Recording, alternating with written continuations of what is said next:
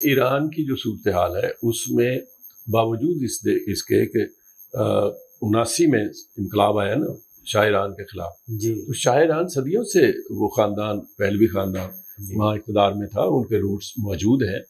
تو اس لیے یہ بعید از قیاس تو نہیں ہے کہ ایران کے اندر سے کچھ ایسے جو اینٹی رجیم طاقتیں ہوتی ہیں جو حکومت کے مخالف ہوتی ہیں ان میں سے کچھ لوگ مل گئے ہوں، یا جو ایک عام تاثر ہے کہ ہم پیسے کے بل بوتے پر کسی کو بھی خریدا جا سکتا ہے. تو یہ بعید از قیاس تو نہیں ہے کہ ایران کے اندر سے کچھ سپورٹ مل گئی ہو یا ایران کے اندر سے کوئی کارروائی کرنے والے ساتھی مل گئے ہو.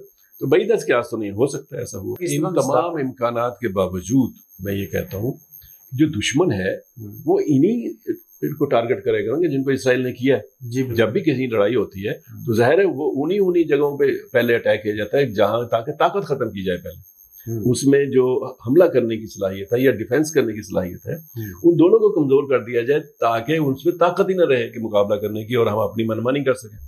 اس لیے یہ تو اسٹریٹجی ایسی ہے جو ہر جنگ میں ہوتی ہے.